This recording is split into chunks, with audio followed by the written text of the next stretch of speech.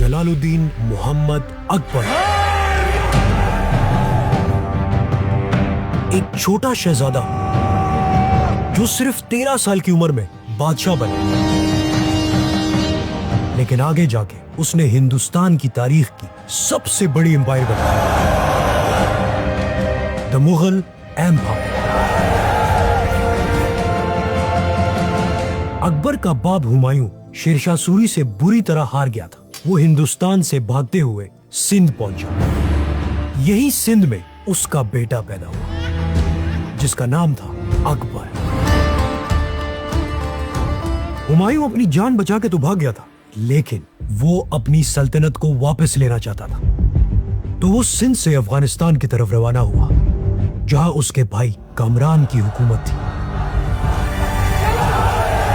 لیکن جیسے ہی وہ قندھار پہنچا تو بجائے اس کے کہ کامران اس کی مدد کرتا، اس نے الٹا اسی کے خلاف فوج بھیجی۔ اس ٹائم شدید سردی کا موسم تھا اور برف باری ہو رہی تھی، اور ہمایوں کوئی اور جنگ لڑنے کے لیے بالکل بھی تیار نہیں تھا، تو اس نے وہاں سے جلدی بھاگنے کا پلان بنایا۔ لیکن اکبر اس وقت صرف 1 سال کا تھا، اور اتنا چھوٹا سا بچہ ایسا سخت سفر برداشت نہیں کر سکتا، تو اس نے چھوٹے سے اکبر کو قندھار میں اپنے ہی کیمپ میں چھوڑ دیا، اور اکبر کی ماں کو زبردستی وہاں سے لے کر بڑے بڑے پہاڑ جو برف سے بھرے ہوئے تھے ان کو کراس کر کے ایران چلا گیا۔ ہمایوں کا بھائی جیسے ہی فوج لے کر وہاں پہنچا تو اسے پتا چلا کہ ہمایوں بھاگ گیا۔ تو جیسے ہی اس نے کیمپ کے اندر دیکھا تو وہاں پہ ایک چھوٹا سا بچہ تھا۔ اس نے اکبر کو اپنے ہی کنٹرول میں لے لیا اور واپس کابل اپنے بھائی کامران کے پاس لے گیا۔ ہمایوں صرف 40 فوجیوں کے ساتھ برف سے بھرے پہاڑوں سے ہوتے ہوئے ایران کی طرف جا گیا، اور راستے میں کھانے کے لیے کچھ بھی نہیں تھا، تو انہوں نے اپنے ہی گھوڑوں کو فوجیوں کے ہیلمٹ میں پکا کر کھانا شروع کیا، اور ایسا کرتے کرتے وہ بہت ہی مشکلوں سے ایران پہنچ گیا۔ وہاں کافی مہینوں بعد ہمایوں کی ملاقات ایران کے بادشاہ سے ہوئی، اور اس نے ہمایوں کے اعزاز میں بہت ہی بڑی دعوت دی۔ اس نے ہمایوں سے شیعہ بننے کا وعدہ لیا اور کہا کہ ایک شرط پہ تمہیں فوج دوں، اگر ہندوستان جیتا تو قندھار ہمارا ہوگا۔ تو ہمایوں نے 14,000 ایرانی سولجرز کو لے کر قندھار پر حملہ کر اور بڑی آسانی سے قندھار کو اپنے کنٹرول میں لے لیا، اور یہاں سے کابل کو قبضہ کرنے کے لیے اپنی فوج لے کر اس کے قلعے کو گھیر لیا۔ جیسے ہی کامران کو سمجھ آئی کہ وہ یہ جنگ ہارنے والا ہے، تو اس نے چھوٹے سے اکبر کو جو صرف 4 سال کا تھا قلعے کی دیوار پر لا کر کھڑا کر دیا۔ اب دونوں طرف سے حملہ، اور چھوٹا سا اکبر زور زور سے چیخ رہا تھا اور رو رہا تھا۔ اچانک ہمایوں کے فوجی کو ایک دم ریئلائز ہوا کہ دیوار پہ تو ایک چھوٹا سا بچہ کھڑا ہے، تو انہوں نے تیر روک دیے اور جلدی سے قلعہ فتح کرنے کے لیے اندر چلے اور قلعہ فتح کر لیا، اور ایسے چھوٹے سے اکبر کی جان بچ گئی۔ اب کامران پیچھے سے بھاگ گیا اور کابل فتح ہو گیا، اور یہاں اکبر کی ماں جو بچپن میں اس سے جدا ہو گئی تھی فائنلی اپنے شہزادے سے دوبارہ ملی۔ اب ہمایوں بہت ہی اسٹرانگ ہو چکا، تو اس نے ایک بہت بڑی آرمی تیار کی اور اپنے سب سے وفادار جنرل بیرام خان کے انڈر اسے ہندوستان پر حملہ کرنے کے لیے بھیج دیا۔ بیرام خان بہت ہی آسانی سے علاقے فتح کرتے ہوئے دلی پہنچ گیا، اور فائنلی 15 سال بعد ہمایوں دلی کے تخت پر دوبارہ بیٹھ گیا۔ لیکن اب یہ وہ پرانا ہمایوں نہیں تھا، ہمایوں بہت زیادہ بدل چکا تھا۔ اسے پتا تھا کہ اس کی امپائر اس کی عیاشی اور اس کے نشوں کی وجہ سے اسے گئی، لیکن اب وہ بہت ہی نیک اور ریسپانسبل بن گیا تھا، اور کہا جاتا ہے کہ جب بھی وہ اذان سنتا تھا تو وہ اللہ کے سامنے جھک جاتا تھا، اور اسی طرح ایک دن جب وہ اذان سننے کے لیے جھکا تو وہ سیڑھیوں سے پھسل کر گر گیا، جس کی وجہ سے وہ مر گیا۔ ہمایوں کی یہ بادشاہت صرف 7 مہینے رہی۔ بیرام خان اس وقت ایک جنگ میں تھا، اور جیسے ہی اسے پتا چلا کہ ہمایوں مر گیا ہے تو اس نے جنگ کے میدان میں ہی چھوٹے سے اکبر جو صرف 14 سال کا بچہ تھا اسے تاج پہنایا اور کہا کہ جب تک اکبر بڑا نہیں ہوتا تو یہ حکومت میں چلاؤں گا۔ اور ایسا ہی ہوا۔ اگلے 5 سال بیرام خان نے ہر طرف سے دشمنوں کو ختم کر دیا اور مغل ایمپائر کو سٹرونگ بنا دیا۔ اب جب اکبر 19 سال کا ہو گیا تو اس کی رضائی ماں، جس کے ہاتھوں میں اکبر بچپن سے پلا بڑا تھا، اکبر اس کی ہر بات مانتا تھا، کیونکہ جب اکبر کابل میں اپنے چاچا کے پاس تھا تو اس کے چاچا نے اپنی ایک نوکرانی کو اکبر کا خیال رکھنے کے لیے کہا تھا۔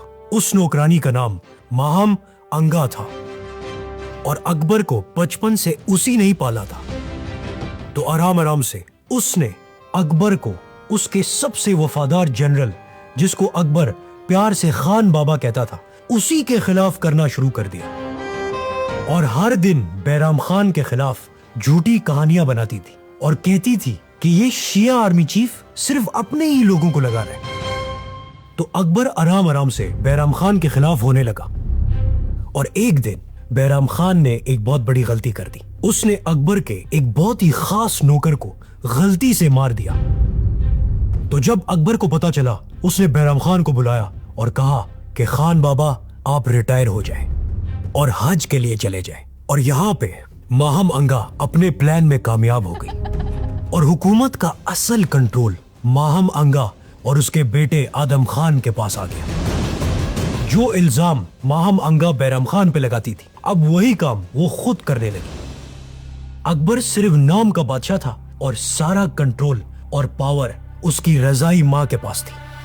تو کیا ہونا تھا؟ اب ماہم انگا کا بیٹا آدم خان ایک بہت ہی بڑا جنرل بن گیا اور اکبر نے اسے ملوا پر حملہ کرنے کے لیے بھیجا۔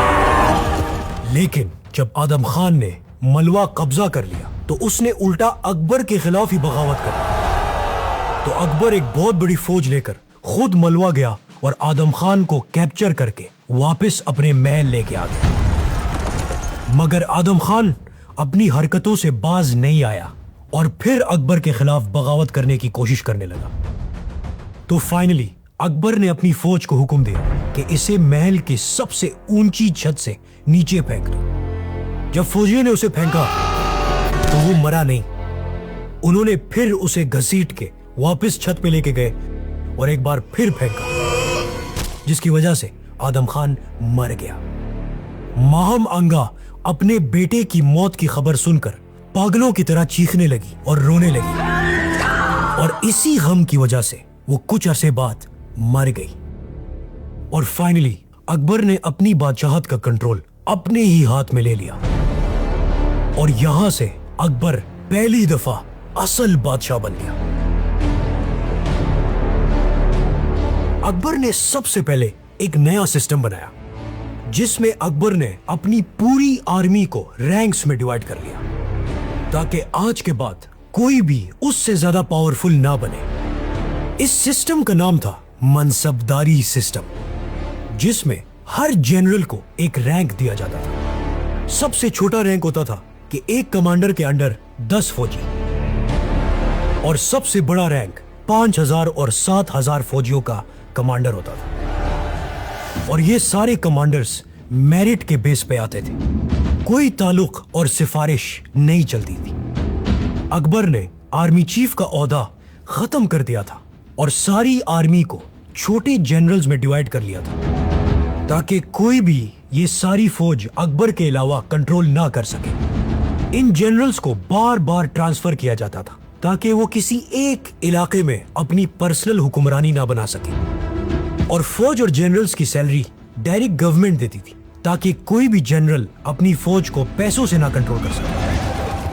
اکبر نے مارکنگ اور فیس سسٹم بنایا۔ اب آپ سوچ رہے ہوں گے مارکنگ اور فیس سسٹم کیا ہے؟ اصل میں اس زمانے میں لوگوں کو پتہ نہیں چلتا تھا کہ کون فوجی ہے، تو اسی لیے بہت زیادہ کرپشن ہوتی تھی۔ تو اکبر نے حکم جاری کیا کہ ہر فوجی کا فیس ڈسکرپشن ایک پیپر پہ لکھا جائے گا اور اسی سے کرپشن روکی جائے گی تاکہ ہر فوجی کا پتہ ہو۔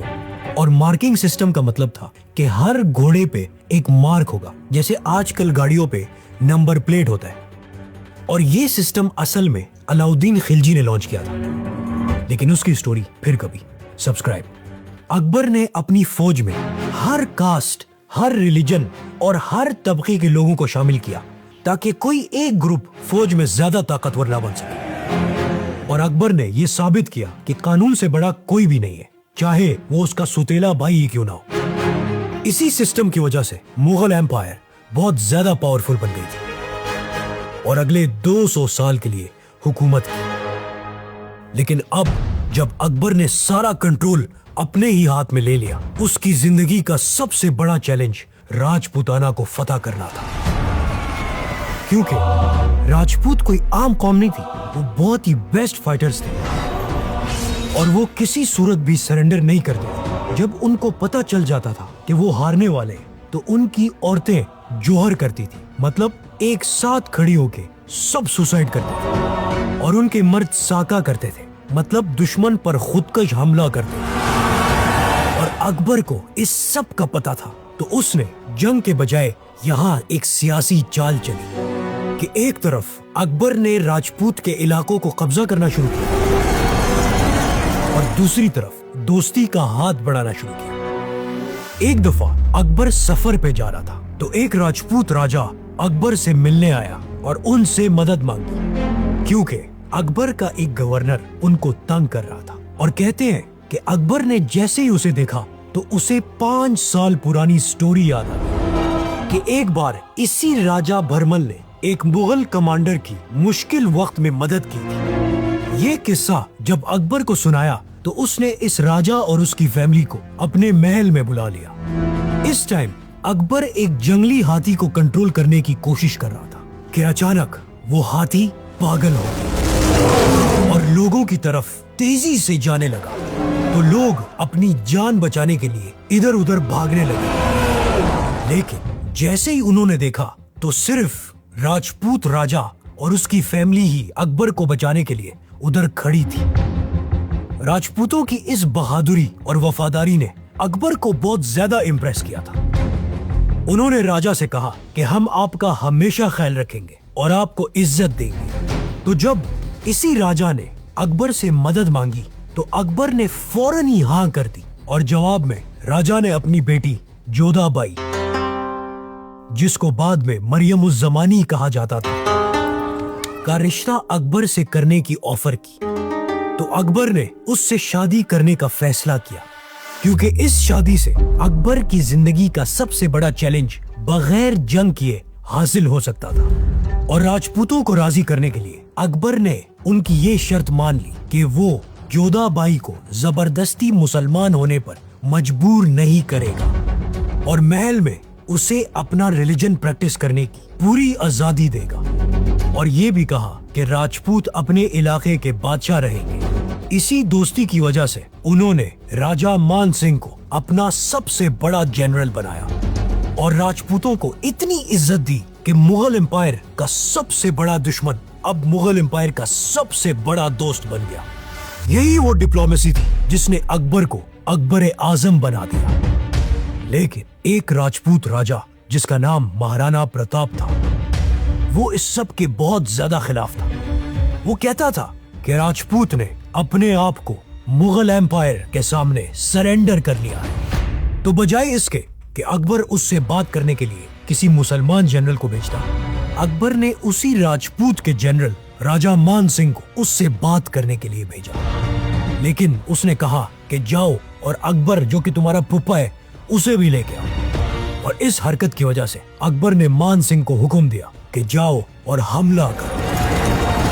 बहुत लड़ाई के बाद फाइनली महाराणा प्रताप ये जंग हार गया और अकबर ने पूरे राजपूतों को अपने ही कंट्रोल में ले लिया। और यहाँ से अकबर ने मुगल एम्पायर में रिफॉर्म्स करना शुरू कर दिए। सबसे पहले जंग की वजह से जो गुलाम बनते थे, अकबर ने उसे खत्म कर दिया। उस जमाने में हिंदुओं में एक रिवाज था कि जब हस्बैंड मरता था तो बीवी उसके जनाजे पे अपने आप को जिंदा जला देती थी। तो अकबर ने ये रिवाज खत्म कर दिया, इसको खत्म किया जाए और हुक्म दिया कि वो बेवा दूसरे मर्द से शादी भी करेगी। ऐसे बहुत से रिफॉर्म्स करने की वजह से मुगल एम्पायर अपनी पीक पर पहुंच गई थी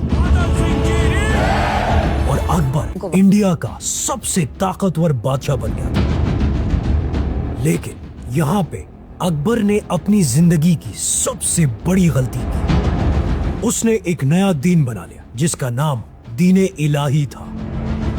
तो सब ने ये दीन मानने से इनकार कर दिया।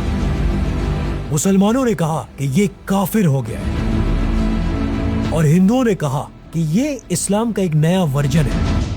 असल में जब मुगल एम्पायर बहुत स्ट्रांग हो गई थी तो डिफरेंट रिलीजन्स छोटी छोटी बातों पे एक दूसरे से लड़ते थे, जिसकी वजह से इतनी बड़ी एम्पायर यूनाइट नहीं हो रही थी। और अकबर इस सब से बहुत ज्यादा मायूस हो गया था और अपनी पूरी एम्पायर को वो यूनाइट करना चाहता था। तो अकबर ने एक इबादत खाना बनाया। यहाँ पे पहले सिर्फ मुसलमान बहस करते थे और छोटी छोटी बातों पर लड़ते थे और एक दूसरे पर कुफर के फतवे भी लगाते थे। ये सब काफिर हो गए हैं। तो अकबर ने इस सब से तंग आकर मुगल एम्पायर के सबसे बड़े इमाम को हटा दिया और खुद खुतबा देना शुरू किया और एक और बड़े आलिम को चीफ जस्टिस के ओहदे से हटाकर खुद चीफ जस्टिस बन गया। आराम आराम से अकबर ने इस इबादत खाने में बाकी रिलीजन्स के लोगों को भी बुलाना शुरू किया, जिससे अकबर को हर मजहब की समझ आने लगी। और फाइनली अकबर ने इन सब डिबेट्स के बाद एक नया दीन बनाने का प्लान बनाया जिसका नाम था दीने इलाही। तो क्या होना था, अकबर ने मस्जिदों को अस्तबल बनाना शुरू किया जहाँ पे घोड़े खड़े करना शुरू किया, नमाज और अजान पर पाबंदी लगा दी और हज करना खत्म कर दिया। बादशाह को सजदा करना स्टार्ट करवाया, कुरान और हदीस पढ़ने पर पाबंदी लगा दी, दाढ़ी शेव करना मस्ट कर दिया और जबरदस्ती अपना दीन फैलाने के लिए पूरे सल्तनत की मशीनरी को लगा दिया। लेकिन ऐसा कुछ भी नहीं हुआ। असल में ये सब झूठ था और जिन आलिमों को अकबर ने निकाला था वही लोग अकबर के खिलाफ ये झूठी कहानियां बना रहे थे। कुछ लोग कहते हैं कि ये दीन नहीं था बल्कि ये एक पॉलिटिकल स्टेप था पूरी एम्पायर को यूनाइट करने के लिए। सबसे पहला चेंज ये था कि सब सलाम सस्रियाकार नमस्ते के बजाय अल्लाहू अकबर कहेंगे और जवाब में उनको जल्ला जलालहू कहना हो। जल्ला जलालहू। सब लोग अपनी बर्थडे सेलिब्रेट करेंगे और बाकी लोगों को दावत पे बुलाएंगे। लोग अपनी जिंदगी में दावत देंगे बजाय इसके कि वो मौत के बाद सदका और खैरात करें और सब लोग बाकी रिलीजन्स की इज्जत करेंगे। अकबर कहता था कि खुदा एक है लेकिन उस तक पहुंचने के रास्ते अलग अलग हैं। अकबर ने ये दीन फैलाने की बिल्कुल भी कोशिश नहीं की। वो अगर चाहता तो वो सबको मजबूर कर सकता था। इसका अंदाजा इस बात से लगाया जा सकता है कि ये दीन सिर्फ 18-19 लोगों ने ही कबूल किया था और अकबर के अपने कुछ मिनिस्टर्स ने भी ये दीन कबूल नहीं किया था। लेकिन अकबर ने उनको कुछ नहीं कहा। अब क्या ये एक पॉलिटिकल सिस्टम था या एक दीन, it is up to you. Akbar ने 50 साल हुकूमत की और एक ऐसा सिस्टम बनाया जिससे मुगल एम्पायर अपनी पीक पर पहुंचा और अगले 200 साल के लिए हुकूमत की। लेकिन ये सिस्टम एक बहुत बड़े बादशाह से इंस्पायर होके बनाया था जिसका नाम था अलाउद्दीन खिलजी। सब्सक्राइब।